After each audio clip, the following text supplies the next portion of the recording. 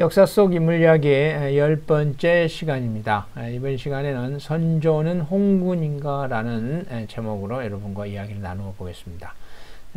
선조대왕에 대해서는 역사의 평가가 높지 않은 것은 익히 알려져 있는 사실입니다.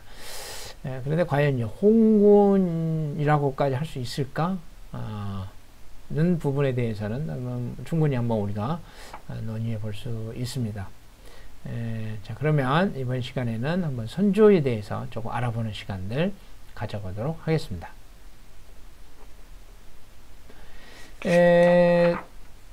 오늘은 이제 우리가 선조 그렇게 이야기를 하게 되면 가장 먼저 떠오르는 것은 역시 이제 임진왜란이죠. 그 뒤에 따라오는 이제 평가는 이제 무능함이라고 하는 이제 세 글자일 것 같습니다. 더욱이 이제 선조가 이제 한양을 버리고 의주로 몽진을 결행했을 때 선조는 백성을 버린 왕이라는 가시면류관을 쓰게 됐죠. 고려 시대에도 거란의 침입으로 풍전등화의 시기가 있었죠. 바로 이제 고려 현종은 그 위기를 잘 넘긴 왕으로 기억이 되고 있습니다. 선조는 일본의 침략을 내다보지도 못했고 또 전란 후 난국을 제대로 수습하지 못한 무능한 왕으로 평가받는 것이 이제 일반적입니다. 엄정한 역사의 잣대로 이제 평가했을 때 결코 성공한 왕은 아니죠. 그런데 이제 이 선조의 좀 특징이라고 이야기한다면 선조 때는 훈구 세력이 몰락하고 사림이라는 신진 세력이 등장하면서 학문적으로 새로운 정기를 마련한 시기로서 조선 유학사의 중대한 고리이기도 하거니와 수많은 연글들이 활약한 시대임에 또 틀림이 없습니다. 중국의 왕조로 따지면 송나라가 문약해서 이방민족인 칼라를 하루라도 힘겨워하지 않은 적이 없었지만 성리학과 문치의 훌륭한 전통을 남겨준 것을 티견할 수 있지 않을까 감히 생각해 봅니다. 사림정치 문이 활짝 열린 데에는 이제 운수의 관계이기도 하겠지만 선조의 공을 무시할 수 없을 것 같습니다. 마치 임진왜란이 이긍익의 말처럼 운수의 관계이기는 하지만 선조의 잘못을 무시할 수 없는 것처럼 말입니다. 선조 때를 본격적인 사림정치 시작으로 보는데 이는 연산군 때부터 명종까지 이어지 이른바 4대 사화를 겪으면서 위축되었던 사림들이 본격적으로 중앙정계에 진출하여 유학의 이상을 현실정치에서 펼치게 됐다는 이제 의미가 되겠죠. 선조 제2 초기에 조선정기 훈구파와 살림파의 갈등 속에서 억울하게 희생한 사림들을 신원하여 주고 또 선비들에게 해를 입힌 훈구 세력들에게 벌을 내려 살인들의 사기를 이제 북돋아 주는 그러한 일련의 조치들이 일어나게 됩니다. 김효사화 때 화를 당한 조광조를 징직하거나 그에게 피해를 입힌 남고의 관작을 추탈하는 것, 또 울사사화 때 윤임을 죽인 윤원영의 공적을 삭탈한다든지 이러한 일련의 조치들을 통해서 살인들이 중앙정계에 진출할 수 있는 명분을 마련해 줌으로써 새로운 인물들이 등용되는 계기가 되었다라고 볼 수 있습니다.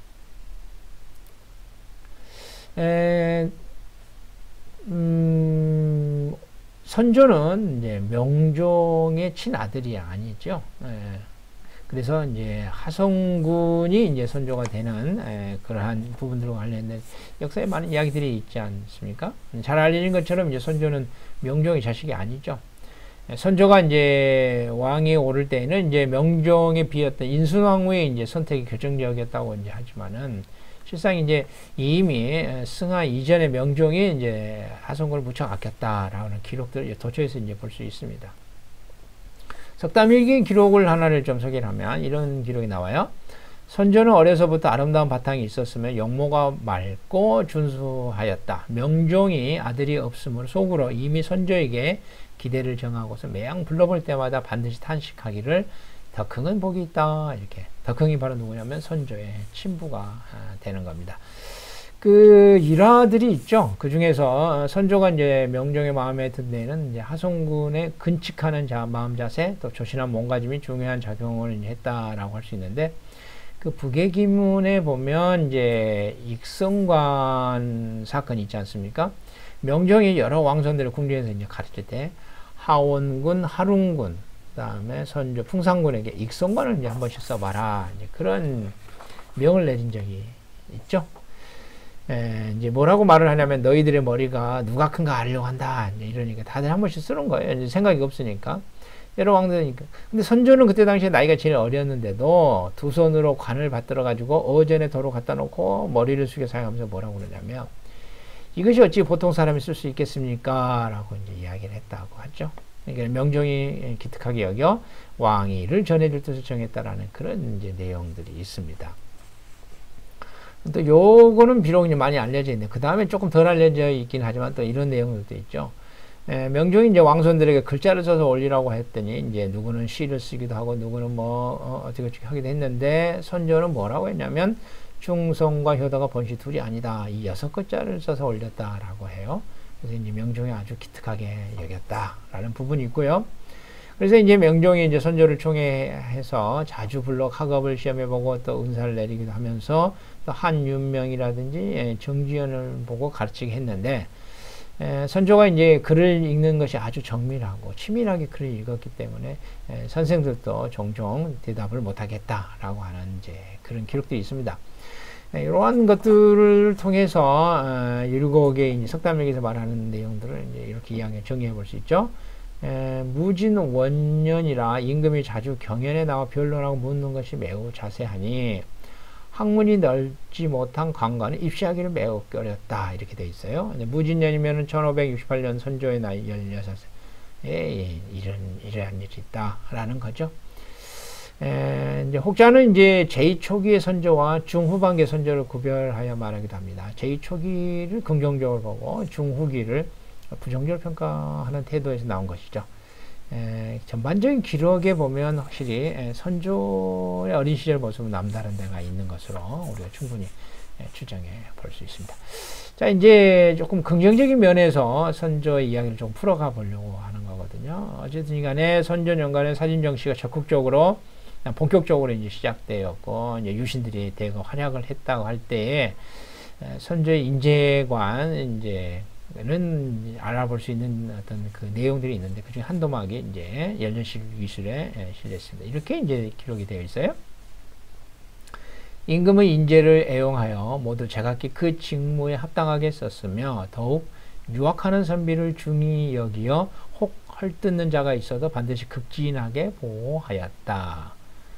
언젠가는 대신에게 말하기를 우리나라에는 인재가 적은데 그 취에 쓰는 방법도 오로지 과거에 있을 뿐이니 그 중에는 과거 보는 것을 달갑게 여기지 아니하여 살림에서 그대로 늙는 자가 없지도 아니할 것이다. 사람을 청구하는 것으로 임금을 섬기는 것은 경들의 직무이니 마땅히 기특한 재주와 특이한 행실이 있는 자를 힘써 구하여 나로 하여금 그들을 쓰게 하라. 이렇게 이야기를 했다고 그래요.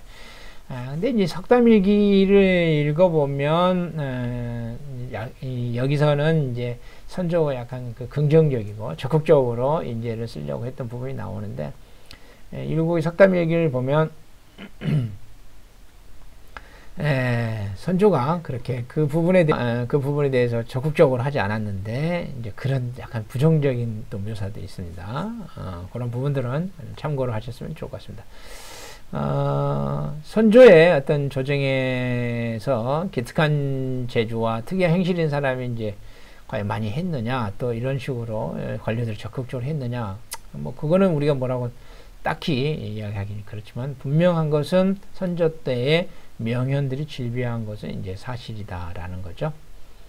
현량한 전제를 찾아서 어진 신하에게 정사를 맡기라고 하는 것이 이제 유학의 기본적인 정치론이잖아요. 그 이를 군주가 실천하기는 쉽지 않은데 이긍이에게 이 일화는 이제 선조가 그런 부분들을 열심히 했다라는 부분으로 이야기를 하는 것 같습니다.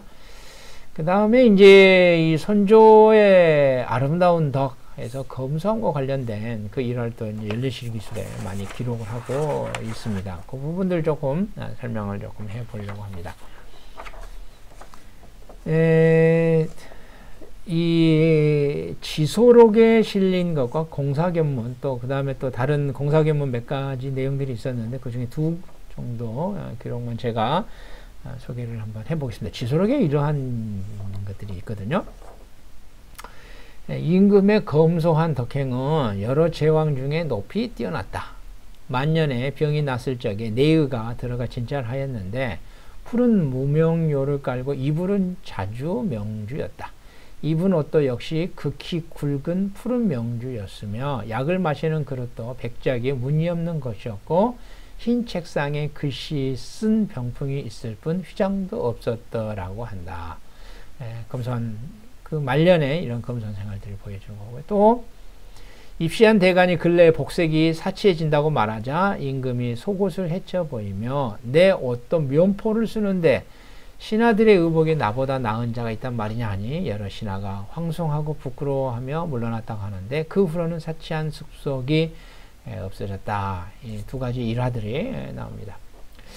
아마도 이러한 기사들은 임진왜란 이후의 내용일 것이 좀 있습니다. 왜냐하면 전국토를 유린한 7년간의 긴 전쟁 그리고 연이어 찾아온 가뭄, 흉년 이런 상황에서 왕이 근검절약하는 것은 어찌 보면 뭐 당연하다고 할 수 있죠. 그렇지만 선조 7세기에만 뭐 국난이 있고 또 흉년, 가뭄이 있었겠습니까? 임금의 검소한 덕행은 여러 제왕 중에 높이 뛰어났다라는 이 지소록의 기록을 보면은 선조의 근검절약이 아주 남달랐다는 것을 알 수 있을 것 같습니다. 여기 이제 어전에서 대간이 근래 신하들의 복색이 사치하다고 이제 진언하니까 선조가 속옷을 헤쳐 보이면서 이야기했던 이러한 그 일화들을 보게 된다면 확실히 사치한 습속이 이 한 가지 일로 해서 이제 어떻게 없어졌겠습니까? 아까 그 기록에 보면 뭐 그 후로는 사치한 습속이 없어졌다 했는데 어떻게 그렇게 이제 한번 일시에 일소됐겠습니까만은 선조의 이제 궁행 실천하는 그런 모습들이 바로 이제 신료들 하여금 근검절약에 더욱 매진하도록 하는 계기가 됐다는 점에는 뭐 아마 틀림이 없었을 것이다 라고 우리가 추정해 볼 수 있습니다. 마지막으로 이제 한 부분들 이 인재들과 관련된 부계기문의 기록들을 한번 좀 보도록 하겠습니다. 여색을 삼가서서 제가 요 근래에 이제 석담일기를 좀 자세히 읽고 있는데 석담일기에 보면 선조가 초년에 자꾸 몸이 아프다고 그래요. 그러니까 이제 여색을 삼가하십시오. 뭐 그런 이야기도 하는데 약간 조금 이 부계기문의 기사와는 또 다른 톤의 기사입니다. 확실히 석담일기는 온화한 그런 아니에요. 확실히 직필의 정신이 강합니다. 자, 그런데 이제 이 부계기문에서는 이 여색과 관련된 이야기들이 좀 재미나게 나와 있습니다. 자, 한번 내용을 좀 소개해 드리도록 하겠습니다. 그때에 이제 여자를 총애함이 점점 성하였는데 이제 선조가 그랬다는 거죠. 홍섬, 박대립 등이 고시관이 되어 왕소가 임금에게 왕동령이 진상한 여자를 받지 말기를 청하는 옛글로 이제 시제를 냈다라는 거 합니다. 그 후에 이제 홍섬이 입시했을 때 임금이 조용히 이르기를 전날 시제는 누가 냈는지 모르겠지만 신하의 도리로 임금에게 간할 것이 있으면 간할 것이지 어찌 그렇게 자치를 남기게 한단 말이냐 내가 유감이다 이렇게 이야기한 거죠. 이제 비꼬아서 이야기했다는 거죠. 그러자 이제 박대립이 시제는 이제 제가 낸 겁니다. 신하가 임금에 간하는데 두 가지 방법이 한두 가지가 아닌데 정당하게 간하는 이제 정간이라고 직접적으로 강한다는 거죠. 그 다음에 이제 풍자로 간하는 풍간, 그 다음에 꾀로 간하는 이제 휼간 등이 있는데 어느 것이나 임금을 사랑하는 데서 나온 바가 아님이 없다. 이제 이렇게 이야기를 했다고 합니다. 그러자 이제 선조가 뭐라고 그러냐면 경의 말이 진실로 옳기는 하지만 그래도 정당하게 간하는 것이 그중 옳을 것이다. 이렇게 했다고 그러죠. 일종의 그 여색에게 좋아하는 것에 대해서 신하들이 그렇게 또 돌려서 간하고 또 그거에 대해서 또 선조가 이야기하는. 근데 이러한 부분들 굉장히 좀 유머러스한 맛도 좀 있지 않습니까? 근데 이런 것에 대해서 부계기문의 기자 뭐라고 했냐면 크도다 임금의 말씀이여 이것이 선조 초년 정치 아름다움을 이룩한 것이다. 이렇게 이제 이야기를 하고 있습니다.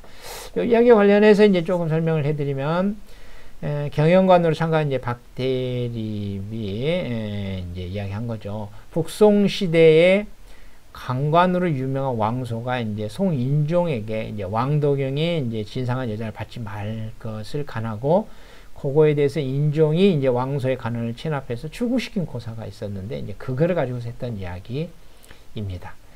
이 기록을 남긴 이제 김시향이 이제 부급은 마지막에서 이제 그도다 임금의 말씀이여 이것이 선조초년 정치 아름다움을 일컫은 것이다라고 자평한 대목에서 선조초년 정치 아름다운 엿볼 모습을 이제 볼 수 있다라고 우리가 이제 볼 수 있습니다. 아마도 이제 이런 기풍이 이제 살아 있었기 때문에 어떤 을사사화에 화를 당한 신료들의 신혼을 회복시키고, 또 명종연간에 그리 불러도 이제 오지 않았던 태기유황이 몸소 나오는 등 살인 정치가 본격적으로 시작할 수 있는 터전을 마련할 수 있지 않았을까, 그렇게 또 한번 추정해 보면서 선조에 대한 일방적인 평가, 아주 부정적인 평가만의 부정평가와 더불어서 선조에게 보여지는 어떤 또 긍정적인 면들에 대해서도 우리가 한번 또 알아보는 시간을 가져보았습니다. 네, 이상으로 이야기를 마치도록 하겠습니다.